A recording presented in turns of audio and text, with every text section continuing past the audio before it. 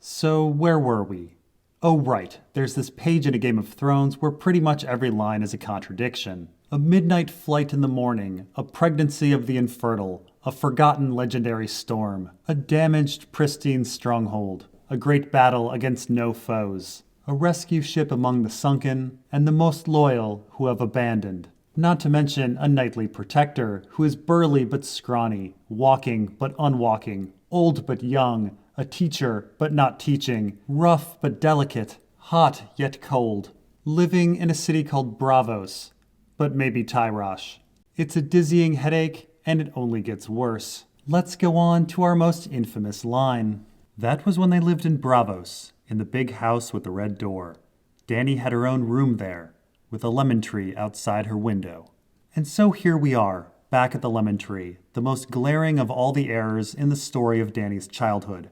Now, regarding these errors, some may wonder if our author was really paying attention to this stuff. After all, these are big books. Isn't it possible that our author couldn't keep track of every single minutia? Isn't he allowed to make a mistake? Well, first off, it's not just one mistake. Our list of things wrong has grown pretty large at this point, but let's focus on the lemon tree. Is it possible that our author was just being careless when he placed a lemon tree in a northern climate? After all, our author does make mistakes and retcons. Catelyn erroneously thinks there are no weirwoods south of the neck in A Game of Thrones. Big Walder erroneously thinks that Jingle Bell has children in A Clash of Kings. Arya erroneously doesn't know her own age in A Storm of Swords. There are hundreds of errors in the series. Why not the lemon tree?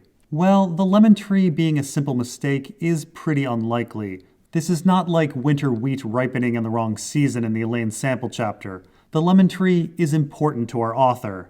So it's of note that our author was a huge boomer anti-war hippie, and as a huge boomer anti-war hippie, he was really into folk music from the 60s and 70s.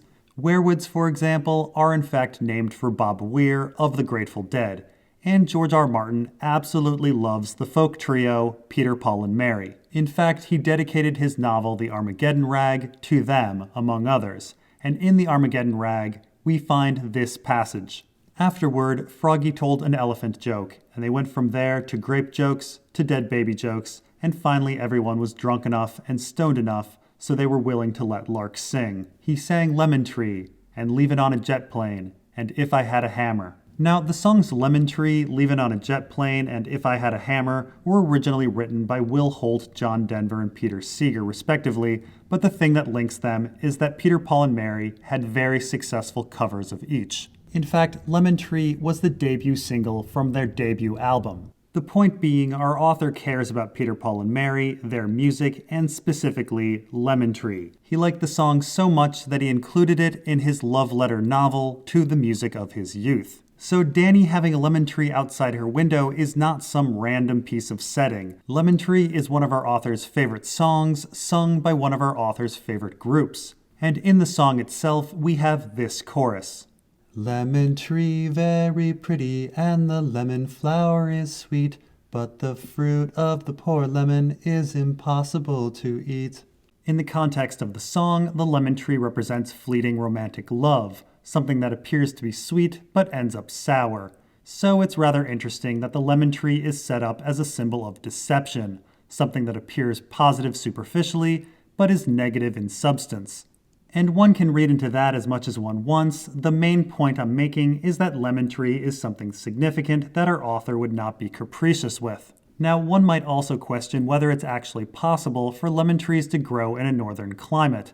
And the short answer is, well, no. Since water expands when it freezes, the cells of some plants rupture during a freeze. Deciduous plants, like say a maple tree, deal with this by shedding their vulnerable leaves and going dormant for the winter, while coniferous trees like a pine tree deal with the cold by having waxy insulating needles and utilizing anti-freezing proteins. Citrus trees, however, are subtropical and have evolved in regions that don't normally experience freezing weather.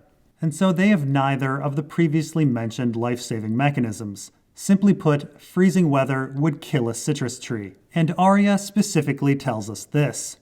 Braavos only had 3 kinds of weather. Fog was bad, rain was worse, and freezing rain was worst. That's right, Braavos has freezing rain somewhat regularly. Citrus trees wouldn't stand a chance. Now, one could perhaps argue that George R.R. Martin doesn't know his science. After all, he doesn't seem to understand how winter wheat works. Maybe he doesn't know that lemon trees would die in freezing weather. Or perhaps Planetos is different. Maybe Planetosi lemon trees can survive the freeze. After all, our world's plant life wouldn't survive multiple-year winters, yet Planetosi plant life does. Well, we know that our situation with the lemon tree is not due to author ignorance or alternative biology, as the characters in our story actually specifically tell us where lemon trees can grow and where they can't. First, in A Storm of Swords, Sharma the Innkeep has this rant. Lemons? Where would we get lemons? Does this look like Dorne to you, you freckled fool? Why don't you hop out back to the lemon trees and pick us a bushel, and some nice olives and pomegranates too? And so, according to Sharma, lemons don't grow in the Riverlands. In fact, she mocks the idea that they would. Angai the Archer is called an idiot for suggesting such a thing.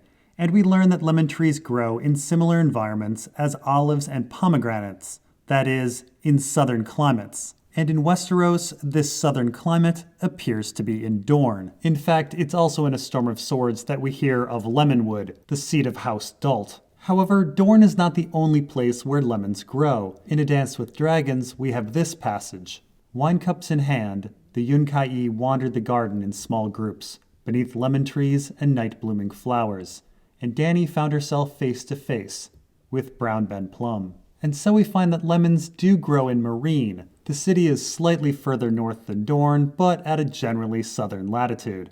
And then, in the Elaine sample chapter, we get this passage. The cake had required every lemon in the Vale, but Peter had promised that he would send to Dorne for more. So no lemons are being grown in the Vale either, which isn't too surprising considering that the Vale is further north than the Riverlands.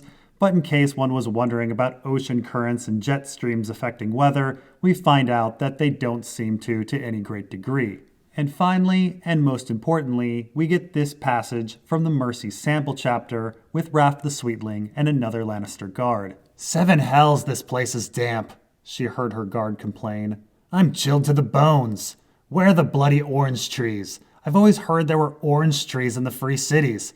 Lemons and limes, pomegranates, hot peppers, warm nights, girls with bare bellies. Where are the bare-bellied girls, I ask you?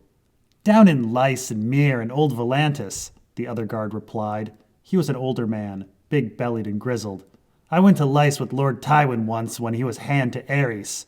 Braavos is north of King's Landing, fool. Can't you read a bloody map? And so here we're specifically told that lemons grow in Mere, Weiss, and Volantis, southern cities, and we are specifically told that they do not grow in Braavos, with the added implication that they don't grow in King's Landing either. And just like Angai the Archer, Raff the Sweetling is called a fool for even suggesting that a lemon tree could grow this far north.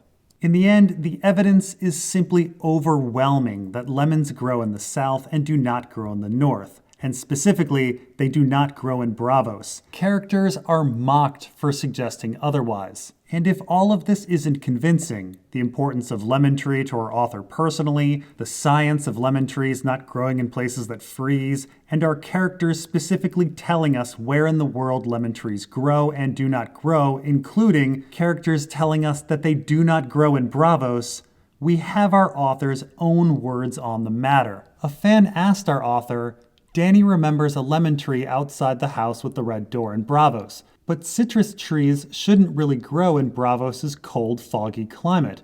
Is this discrepancy significant? Does it point to future revelations about Dany's past? Thank you so much. And our author replied, very perceptive of you. Yes, it does point to... well, that would be telling. So it appears there will be a revelation about the lemon tree. Now, there do exist more elaborate dismissals of the lemon tree out there. Dismissals that recognize that lemon trees shouldn't be able to grow in Braavos, and so they search for elaborate ways in which they could. Maybe some wealthy Braavosi had a greenhouse, or maybe someone brought up a lemon tree from the south as a gift, or maybe the lemon tree was small and potted and kept indoors. Often these fanfiction stories are connected to some other piece from Ice and Fire to make them appear more legitimate. For example, one might say that the Sea Lord of Braavos likes exotic animals, and therefore he might like exotic plants as well, like a lemon tree. Or one might note that Winterfell has a greenhouse, so a Braavosi noble might have a greenhouse as well. Or one might mention that the marriage pact document Quentyn presents to Dany contains supposed signatures from Oberyn Martell and the Sea Lord of Braavos. So maybe, assuming the document is legitimate, Oberyn brought up a hospitality gift from Dorne, a lemon tree. And the thing with these fanfiction maybe scenarios is that they're based on no evidence, and likewise have little evidence to refute them. Though it should be noted that Winterfell's glass gardens work because of geothermal heat, something that Braavos doesn't have as far as we know. Regardless, it isn't difficult to come up with some in-universe reason why lemons could grow in Braavos. Red Priest fire magic, for example. And one could also claim that Pretty Maris is secretly Bronn's sister. There's no evidence to support it, but there's no evidence to refute it. But what these dismissal stories about the lemon tree completely miss is the story structure of Ice and Fire. A Song of Ice and Fire is structured in a fashion to have surprises and revelations that are meant to shock the reader and have them reinterpret the story. For example, A Game of Thrones spends 15 chapters establishing Ned as the primary protagonist, leading up to the idea that he will be heading to the Wall, where the opening problem of the story, the others are an issue. But then our author kills Ned and the story heads in a completely different direction. Meanwhile, Tyrion is established as a character who is not respected by his father, but surprise, he's made hand. And the story goes on with these surprises. Tyrion and Davos with their dueling narratives. We wonder who will prevail at the Battle of the Blackwater, only to have the battle really won by Littlefinger's negotiations with the Tyrells. Theon invades the north, and he's thinking he'll either die or go to the Wall, only to be made into reek. There's the Red Wedding, the Purple Wedding, Tyrion's trial, Arya receiving a new father figure only to leave him for dead. We have Stannis saving Jon at the Wall, Catelyn returning from the dead, and then we get 2 books dominated by new characters, the Greyjoys, the Dornish, Jon Con. Not to mention our last book brings in an omniscient hive-minded network of soul-containing trees and friggin' time travel. Our author is continuously trying to surprise the reader. He establishes expectations and then subverts them. And so, when we talk about the lemon tree not fitting in Braavos, we have to ask ourselves, what is our author's coming revelation? And revelation is the right word. Our author specifically uses this term when talking about the house with the red door. In 2017, a fan asked him, how old was Daenerys when she left the house with the red door, and was it located close to the palace of the Sea Lord of Braavos? George R.R. Martin would not answer and said there would be more revelations about the house in future books. If the house with the red door's location wasn't a big deal, George R.R. Martin could have just said, oh, about 5 years old and somewhat near the Sea Lord's palace. But instead, he didn't answer and said there would be revelations. And we have to think about the subverting expectations aspect of our story and the concept of revelations when considering these lemon tree dismissal stories. Say the lemon tree wasn't a greenhouse or a gift from Dorne, and Dany was simply staying with a Braavosi noble like the Sea Lord of Braavos. What's the twist? What's the surprise? What's the revelation? What would change the story? The first assumption the reader has is that Dany was staying with a noble in Braavos. After all, that's what Dany and Viserys did in the other free cities. And we were told of Dornish interest in Viserys and Dany in A Feast for Crows. I mean, who cares if Dany was staying with some Braavosi noble or a dead Sea Lord? And who cares if the lemon tree is a gift? In these scenarios, what exactly would be the revelation? Imagine reading The Winds of Winter and getting to the passage revealing that, dun dun dun, Dany was staying with the Sea Lord of Braavos. Would that excite the reader?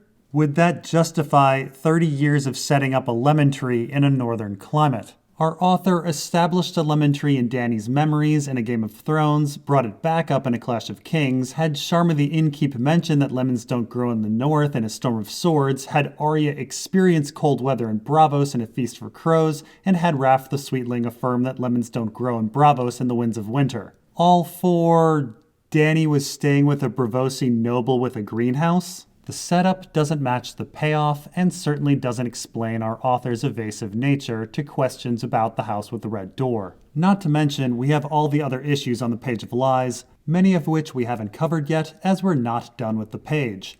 In fact, let's do that. Next time, we'll finish up the Page of Lies and all of its problems, and then, with great conjecture, we will discuss what may have really happened in Dany's past and its impact on the story.